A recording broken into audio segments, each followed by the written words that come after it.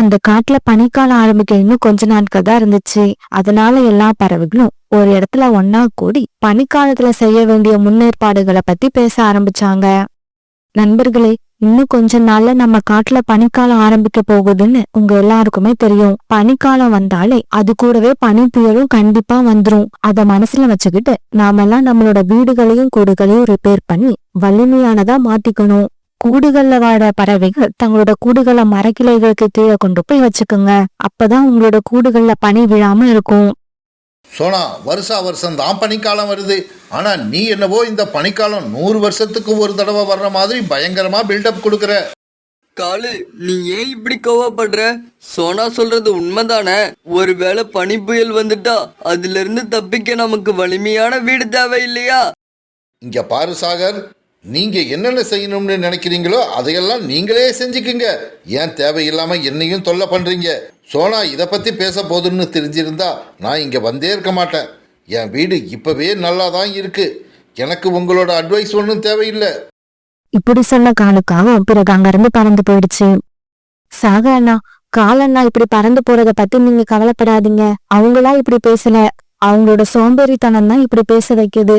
சரி வாங்க, நாம போய் நமக்கு தேவையான மரக்கட்டைகளை எடுத்துட்டு வந்து நம்ம வீடுகளை வலிமையாக்குவோம். பிறகு எல்லா பறவைகளும் சேர்ந்து மரக்கட்டைகளை சேர்க்கறதுக்காக காட்டுக்குள்ள பறந்து போனாங்க. மற்ற பறவைகள் கூட வீரமா பேசிட்டு வந்த காலுக்காக தன்னுடைய வீட்டை நோக்கி போகும்போது இந்த மாதிரி யோசிக்கிட்டே பறந்து போச்சு. நாம நம்ம வீட்டை சரி பண்ண தேவையில்லைன்னு சொல்லிட்டு வந்துட்டோம். ஆனா நம்ம வீட்டு கூரையில நிறைய ஓட்டைங்க இருக்கு. ஒருவேளை குருவி சொன்ன மாதிரி பனி புயல் வந்துருச்சுன்னா நம்ம வீடு தாங்காது. இப்ப நாம என்ன பண்ணலாம்?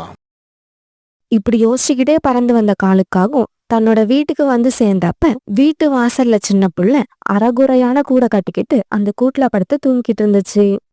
இந்த சின்ன புள்ள நாம எதை சொன்னாலும் அப்படியே நம்பும். இதை வச்சு நாம எல்லா வேலையும் வாங்கிக்கிட்டு அப்புறமா கைட்டு விட்டுடலாம். இப்படி நினைச்ச காலுக்காகவும் பிறகு சின்ன பிள்ளை எழுப்ப ஆரம்பிச்சது. சின்ன பிள்ளை சீக்கிரம் எழுந்துரு. காலுக்காக இப்படி கூப்பிட்ட உடனே சின்ன பிள்ளை அப்படியே எழுந்திரிச்சு உட்கார்ந்தது. என்னாச்சு? யார் என்னை எழுப்புனது? காலு, நீதான் என்ன எழுப்புனியா? ஆமா, நல்லா தூங்கிக்கிட்டு இருந்த என்னை எதுக்காக எழுப்புன? சின்ன பிள்ளை, உனக்கு விஷயமே தெரியாதா? இன்னும் கொஞ்ச நாள்ல நம்ம காட்டுல புயல் வரப்போகுது. நீ இப்படி கூடு கட்டி தங்கி இருந்தா வரப்போற புயல் இந்த கூட்டோடு சேர்த்து உன்னையும் தூக்கிக்கிட்டு போயிடும். அப்படியா? நான் என்ன பண்ணுவேன்? எனக்கு உதவுறதுக்கு இந்த காட்டுல யாருமே இல்லை. சின்ன பிள்ளை, அரைகுறையா ஒரு கூட்டை கட்டிட்டு அதுல படுத்து நீ தூங்கிக்கிட்டு இருக்க. இதை பார்த்த என்னோட மனசு ரொம்ப கஷ்டப்படுது. காலு, நான் நல்லதா ஒரு கூடு கட்டலாம்னு நினைச்சுதான் இந்த கூட்டை கட்ட ஆரம்பிச்சேன். ஆனா பாரு, கூடு கட்டிக்கிட்டு இருக்கும் போதே எனக்கு தூக்கம் வந்துருச்சு. அதனால அப்படியே படுத்து தூங்கிட்டேன். சரி, நான் போய் கொஞ்சம் மரக்குச்சிகளையும் புற்களையும் எடுத்துக்கிட்டு வந்து என்னோட கூட்டை முழுசா கட்டி முடிக்கிறேன். இங்க பாரு சின்ன பிள்ளை, நான் இவ்வளவு பெரிய வீடு கட்டி இருக்கப்ப நீ எதுக்காக தனியா ஒரு கூடு கட்டணும்? பேசாம நீ என்னோட வீட்டிலேயே வந்து தங்கிக்க. காலு, நீ இப்படி பேசுறது எனக்கு ஆச்சரியமா இருக்கு. மழைக்காக கூட உன் வீட்டு பக்கம் என்ன ஒதுங்க விட மாட்டேன். இப்ப என்னடானா என்னையும் உன் வீட்டிலேயே வந்து தங்கிக்க சொல்ற. சின்ன பிள்ளை, நான் சொல்றத நல்லா கேட்டுக்க. என்னோட வீட்டு கூரை ரொம்ப டேமேஜ் ஆகிருக்கு. அதனால நீ தனியா கூடு கட்டுற வேலையை விட்டுட்டு நாம 2 பேரும் சேர்ந்து என்னோட வீட்டு கூரையை சரி பண்ணுவோம். இப்படி இந்த வீட்டை நாம 2 பேரும் சேர்ந்து சரி பண்ணிட்டு இதே வீட்டுல நிம்மதியா தங்கி சந்தோஷமா வாழலாம். காலு, நீ சொல்றது அபாரமான ஐடியா. நான் என்ன வேலை செய்யணும்னு உடனே சொல்லு, இப்பவே செய்யறேன். சின்ன பிள்ளை, நீ உடனே போய் நம்ம வீட்டு கூரையை சரி பண்றதுக்கு தேவையான பொருட்களை எடுத்துக்கிட்டு வா. 1 மணி நேரத்துல நான் இந்த கூரையை சரி பண்ணிடுறேன். காலுக்காக சொன்ன பொய்யெல்லாம் உண்மைன்னு நம்பின சின்ன பிள்ளை பிறகு பொருட்களை கொண்டு வந்து கொடுக்க அந்த பொருட்களை வச்சு காலுக்காக தன்னோட வீட்டு கூரையை சரி பண்ணுச்சு. பிறகு கொஞ்ச நேரத்துல எல்லாம் காலுக்காகத்தோட வீட்டு கூரை நல்ல வலிமையான கூரையா மாறிடுச்சு. காலு, நம்ம வேலையெல்லாம் முடிஞ்சிருச்சு. வாடாம வீட்டுக்குள்ள போகலாம். வீட்டுக்குள்ள போகலாம் தான், ஆனா கூரையை மட்டும் வலிமையாக்கினா பத்தாது சின்ன பிள்ளை. நமக்கு தேவையான தானியங்களையும் கொண்டு வந்து சேகரித்து வச்சுக்கணும். அப்பதான் பனிக்காலம் வந்தா நாம வீட்டை விட்டு வெளியில வராம வீட்டுக்குள்ளேயே இருக்க முடியும்.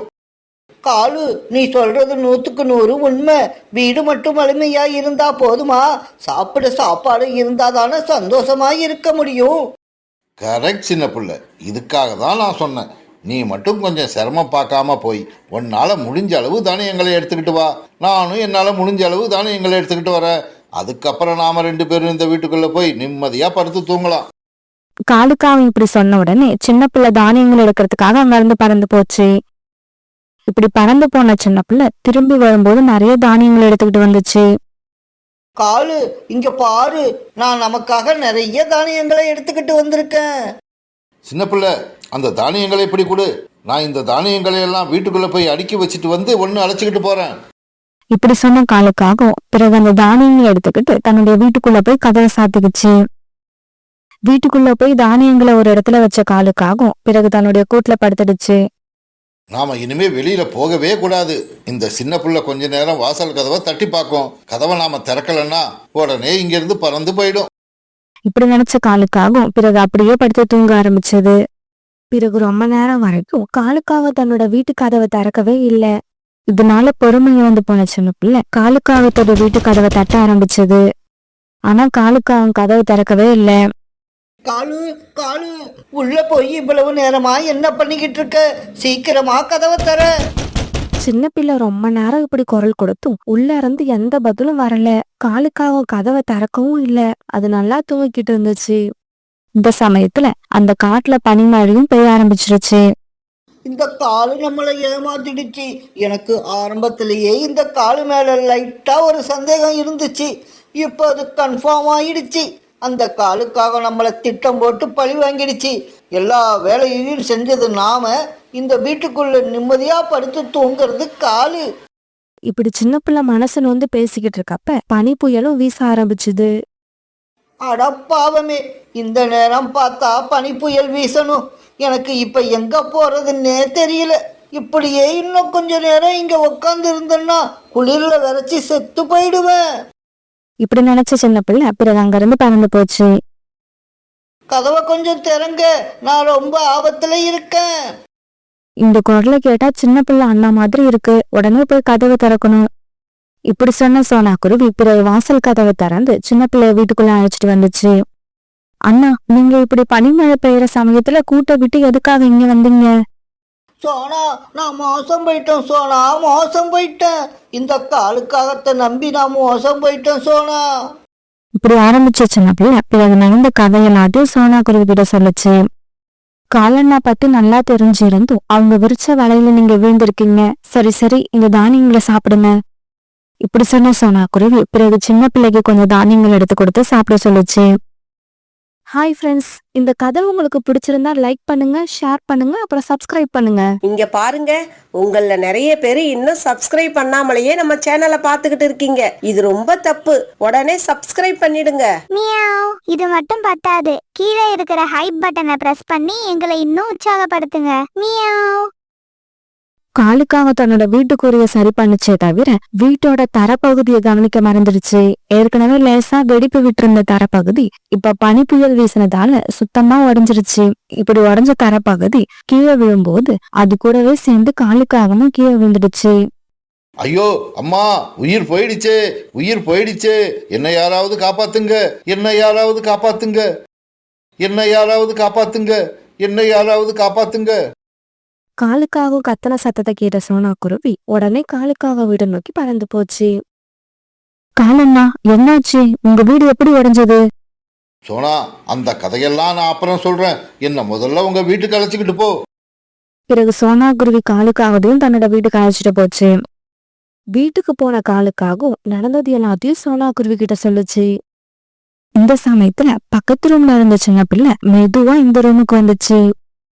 சின்ன பிள்ளைய பார்த்த உடனே காலுக்காகத்துக்கு பயம் வந்துருச்சு. அது உடனே இப்படி பேசி நடிக்க ஆரம்பிச்சது. சின்ன பிள்ளை, நான் உன்னை எங்கெல்லாம் தேடுறது? நீ கொடுத்த தானே எங்களை வீட்டுக்குள்ள அடுக்கி வச்சுட்டு வெளியில வந்து பாக்குறேன், உன்னை காணோம். ரொம்ப நேரமா உனக்காக காத்திருந்து பார்த்துட்டு மறுபடியும் நான் வீட்டுக்குள்ள போய் படுத்து தூங்க ஆரம்பிச்சிட்டேன். காலண்ணா, முதல்ல போய் பேசுறத நிறுத்துங்க. இப்படி போய் பேசுறவங்களுக்கு என் வீட்டுக்குள்ள இடம் கிடையாது. இப்பவே வெளியில போயிடுங்க. சோனா சோனா, என்ன மன்னிச்சிடு. சின்ன பிள்ளை, நீயும் என்ன மன்னிச்சிடு. நான் சின்ன பிள்ளைய வச்சு வேலையெல்லாம் வாங்கிட்டு அது வீட்டுக்குள்ள அனுமதிக்காதது தப்பு தான். என்னோட வீடு உடஞ்சி போனதுக்கு அப்புறம்தான் வீடு இல்லாதவங்களோட நிலைமை எப்படி இருக்கும்னு என்னால் உணர முடிஞ்சது. தயவு செய்து நீங்கள் 2 பேரும் என்ன மன்னிச்சிடுங்க. இதுக்கப்புறம் நான் இந்த மாதிரி நடந்துக்கவும் மாட்டேன், மற்றவங்க மனசை கஷ்டப்படுத்தவும் மாட்டேன். பிறகு பனிக்காலம் முடியிற வரைக்கும் இவங்க 3 பேரும் அந்த வீட்லயே ஒத்துமையா சந்தோஷமா இருந்தாங்க. ஒரு நாள் குக்குவும் ஜக்கும் நதிக்கரையில உட்கார்ந்துருந்தாங்க. ஜக்கு, உனக்கு ஒரு விஷயம் தெரியுமா? இன்னைக்கு சாயங்காலம் எல்லாரும் எங்க வீட்டுக்கு வருவாங்க. எங்க அம்மா இன்னைக்கு அவங்களோட நண்பர்கள் எல்லாருக்கும் விருந்து வைக்கிறாங்க. அப்படியா? அப்படின்னா எங்களையும் கூப்பிடுவாங்களா? கண்டிப்பா கூப்பிடுவாங்க.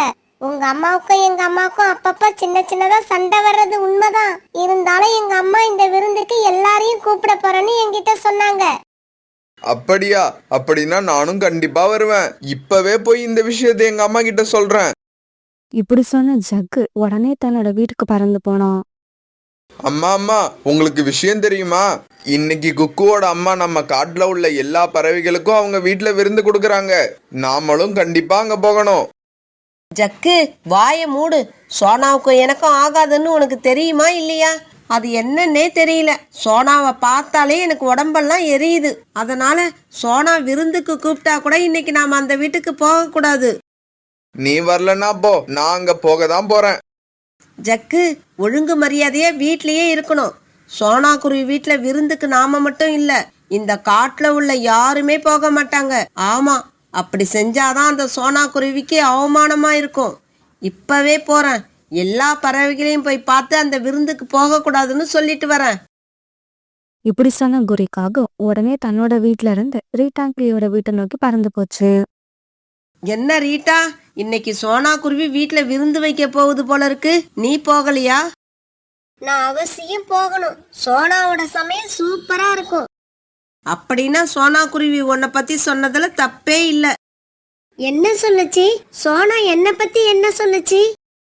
சோனா தன்னோட வீட்டுல நல்லதா ஒரு சமையல் செய்ய முடியலையாம். வாசத்தை மோப்பம் பிடிச்சுக்கிட்டு நீ உடனே அங்க போய் யதார்த்தமா வந்த மாதிரி ஆக்டிங் போட்டுக்கிட்டு மூக்க பிடிச்சி சாப்பிட்டு தான் வரியான். இல்ல, இது பொய். நான் இந்த மாதிரி அங்க போனதே இல்ல. ஆனா ஒரு தடவை சோனா குருவி கறி குழம்பு வச்சுக்கிட்டு இருந்தப்ப நான் அங்க போனேன். நல்ல வாசமா இருக்குன்னு சொன்னேன். வாசமா இருக்குன்னு சொல்லிட்டு திரும்பி வந்துட்டியா இல்ல சாப்பிட்டுட்டு தான் வந்தியா? நானா கேக்கல. சோனா குருவி தான் ஒரு தட்டுல சாதத்தை போட்டு எப்படி இருக்குன்னு சாப்பிட்டு பாருன்னு சொல்லுச்சு. அதை வாங்கி சாப்பிட்டேன். அவ்வளவுதான். என்னதான் இருந்தாலும் அதுக்காக சோனா உன்னை இப்படியெல்லாம் பேசக்கூடாது. ரீட்டாவுக்கு இருக்கிறது வயிறே கிடையாது. அது ஒரு களஞ்சியம். எவ்வளவு கொட்டினாலும் வாங்கிக்கும். அப்படி இப்படின்னு கேவலமா பேசுது. உடனே எனக்கு கோபம் வந்துருச்சு. இங்க பாரு சோனா, இன்னொரு தடவை என்கிட்ட ரீட்டாவை பத்தி இப்படியெல்லாம் பேசக்கூடாதுன்னு சொல்லி சத்தம் போட்டுட்டு வந்துட்டேன். சோனா என்ன பத்தி வேற ஏதாவது சொல்லுச்சா? சொல்லுச்சே, இன்னைக்கு அது வைக்க போற விருந்துல நீதான் முதல் ஆளா வந்து நாக்க தொங்க போட்டுட்டு நிப்பன்னு சொல்லுச்சு. இதுக்கப்புறமும் சோனாவோட வீட்டுக்கு போறதுக்கு எனக்கு என்ன பைத்தியமா பிடிச்சிருக்கு? போக மாட்டேன். சோனா வைக்க போற விருந்துக்கு நான் கண்டிப்பா போக மாட்டேன். ரீட்டாங்கிளி கிட்ட இப்படியெல்லாம் பேசினதுக்கு அப்புறம் கோரிக்காக அங்கிருந்து கிளம்பி சாகர்புரா வீட்டுக்கு போச்சு. கோரி, என்ன விஷயம்? இவ்வளவு தூரம் வந்திருக்க? சாகர் சகோதரா, நேத்து இந்த சோனா குருவி கழுகக்கா கிட்ட உன்னை பத்தி இப்படி பேசிக்கிட்டு இருந்தது. என்ன பத்தியா? என்ன பத்தி என்ன பேசிக்கிட்டு இருந்தது? வந்து வந்து உன்னை வேட்டையாடி சாப்பிட சொல்லுச்சு. சோனாவா இப்படி எல்லாம் சொல்லுச்சு? என்னால நம்பவே முடியல. இங்க பாரு, இந்த விஷயத்துல யாராவது பொய் சொல்லுவாங்களா? அது கழுகு கிட்ட பேசிக்கிட்டு இருந்ததை நான் என் காதால கேட்டேன். அதனால நீ கொஞ்சம் ஜாக்கிரதையா இரு. கோரி, நான் எப்பவுமே பாதுகாப்பா தான் இருப்பேன். இனிமே சோனா குருவி கிட்ட கொஞ்சம் ஜாக்கிரதையா தான் பழகணும். நான் சொல்ல வந்ததும் அதுதான். இன்னைக்கு சோனா குருவி வீட்டுல நடக்க போற விருந்துல நான் போய் கலந்துக்க போறதில்ல. இன்னைக்கு உனக்கு இப்படி யோசிக்கிற சோனா நாளைக்கு எனக்கும் இப்படிதான் யோசிக்கும். இவ்வளவு நடந்ததுக்கு அப்புறமும் நான் அங்க போவேன்னு நினைக்கிறியா கோரி? நான் போக மாட்டேன். ஆமா ஆமா, அப்படி நாம எல்லாரும் அது வீட்டுக்கு போகாம இருந்தாதான் நாம செஞ்சதெல்லாம் தவறு.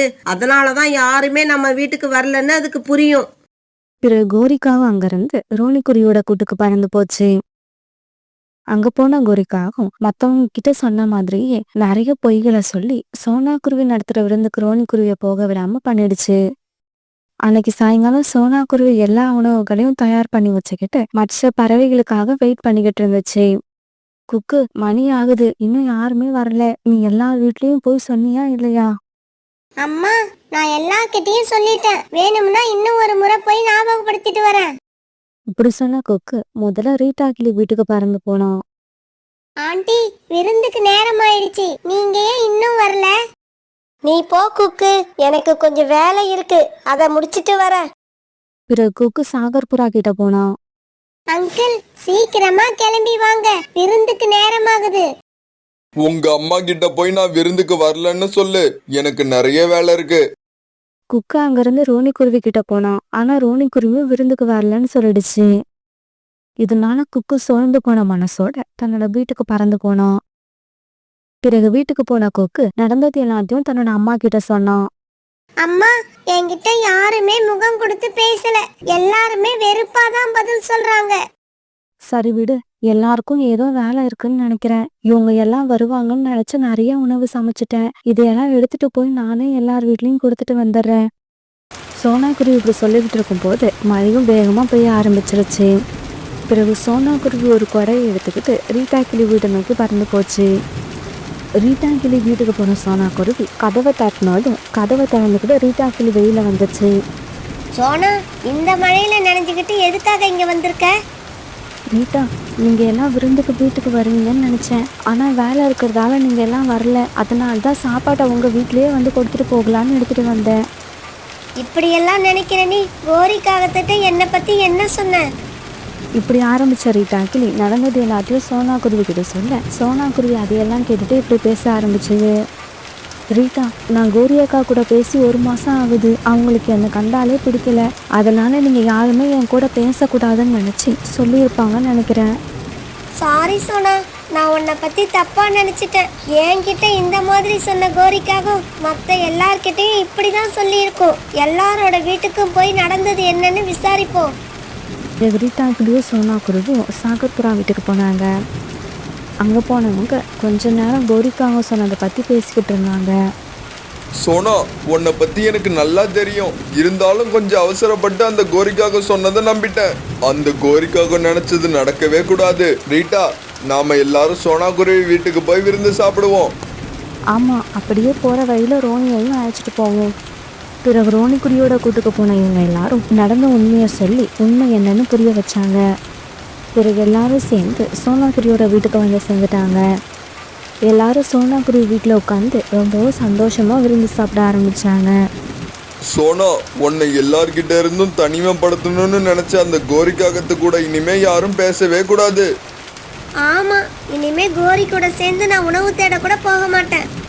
நான் இனிமே கோரி கூட பேசவே மாட்டேன். நான் அந்த உண்மையை எல்லாரும் புரிஞ்சுக்கிட்டதை நினச்சி சோனாக்குருவி ரொம்பவும் சந்தோஷமா இருந்துச்சு.